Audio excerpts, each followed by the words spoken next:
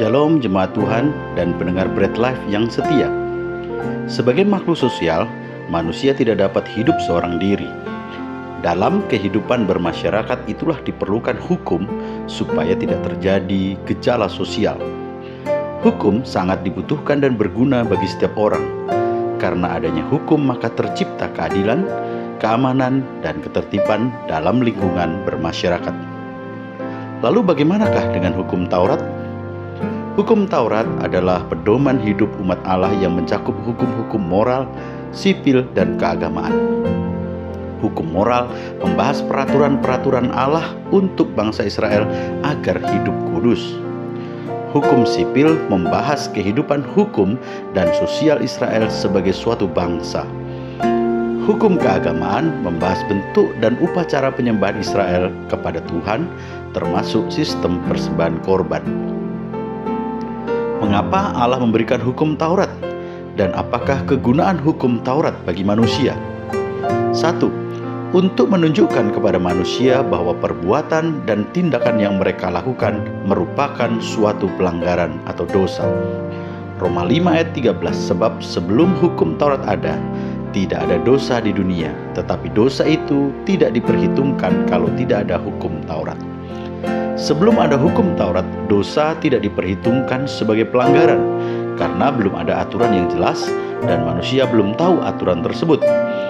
Dengan hukum Taurat, manusia menjadi sadar bahwa yang dilakukannya merupakan sebuah pelanggaran atau dosa terhadap kehendak Allah. 2. Untuk menunjukkan kepada manusia bahwa manusia tidak bisa mentaati seluruh perintah Allah.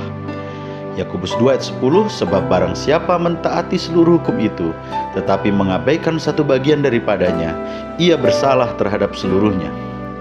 Hukum Taurat menyadarkan kita betapa berdosanya kita, dan kita tahu bahwa untuk menjadi orang yang benar adalah sesuatu yang sangat mustahil untuk dicapai oleh manusia. Jika kita mau diselamatkan oleh hukum Taurat, maka kita harus terus-menerus melakukannya dengan tekun, dan kita tidak boleh melanggar satupun yang ada di dalam hukum Taurat. Pertanyaannya, siapa yang mampu melakukan itu? Tidak ada yang bisa. Ketiga, untuk mempersiapkan manusia pada keselamatan melalui iman di dalam Yesus Kristus.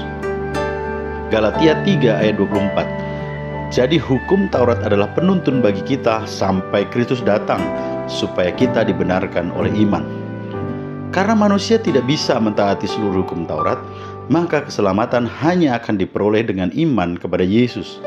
Manusia tidak mungkin selamat dengan usahanya sendiri. Manusia tidak bisa bersandar pada perbuatan baik dirinya, tetapi bersandar pada kebaikan Tuhan.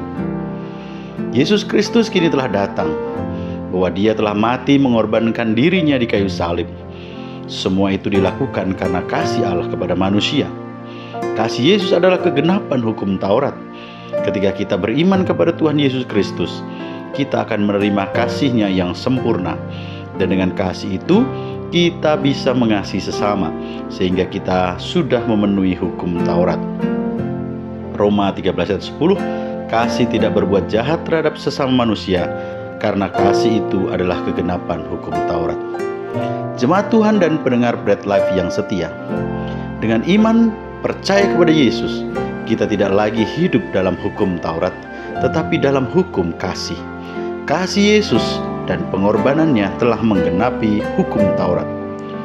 Orang yang hidup menurut hukum Taurat, maka Tuhan menuntut kebenaran darinya.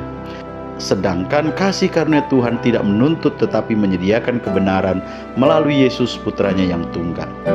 Hukum Taurat menuntut kita untuk hidup benar dan tidak boleh ada satu pun kesalahan. Hukum kasih menyediakan kebenaran di dalam Kristus Yesus. Namun demikian, satu hal yang harus diingat adalah bahwa meskipun kita hidup di dalam kasih karunia Allah, kita tidak boleh bertekun atau terus-menerus dalam dosa, karena kita telah mati bagi dosa. Kita telah dibebaskan dari perbudakan dosa. Sebab dulu kita adalah hamba dosa, tetapi sekarang telah dimerdekakan oleh Tuhan Yesus Kristus, oleh curahan darah-Nya di kayu salib untuk menebus kita. Salam sehat rohani dan jasmani.